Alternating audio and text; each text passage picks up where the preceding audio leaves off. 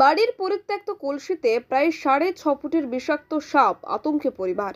দক্ষিণ চব্বিশ পরগনা জেলার পাথর প্রতিমা ব্লকের রথতলা এলাকায় মণ্ডল পরিবারের পরিত্যক্ত কলসির মধ্যে বিষাক্ত সাপ, আতঙ্কে পরিবার। অবিশ্বাস্য হলেও সত্যি, এই সর্বপ্রথম সুন্দরবনের প্রত্যন্ত এলাকা রথতলায় হরিদাস মণ্ডলের বাড়ির পরিত্যক্ত কলসির মধ্যে প্রায় 6.5 ফুট লম্বা একটি বিষাক্ত সাপের আওয়াজে আতঙ্ক ছড়িয়ে পড়ে পরিবারের মধ্যে।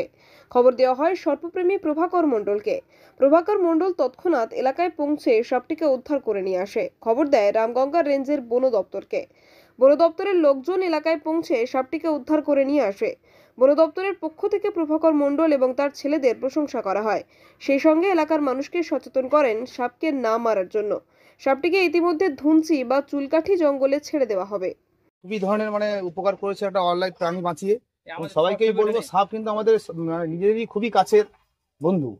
সবাই সচেতন করবো যাতে সাপ বলুন বা নিরীহ কোনো প্রাণীকে যারা না মেরে ফেলে এবং বন দপ্তরের হাতে তুলে দেওয়া, এটা আমি সাধারণ মানুষের কাছে আন্তরিকতা জানাবো যাতে বন দপ্তরকে তুলে দেয় এবং আমাদের খবর দেয় যাতে আমরা নিয়ে গিয়ে রেস্কিউ করে জঙ্গলে ছেড়ে দিতে পারি।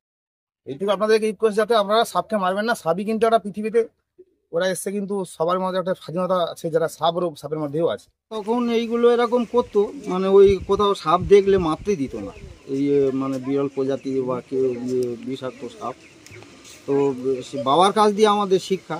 এখন আমরা আছি, আমার শরীর বর্তমানে খারাপ, আমার দুটো ছেলে এখন এই সাপ নিয়ে আসে উদ্ধার করে। কারো বাড়িতে ঢুকে গেল, ওরা ফোন করে এসে যে আমাদের বাড়ি ঢুকেছে, সাপগুলো নিয়ে যান।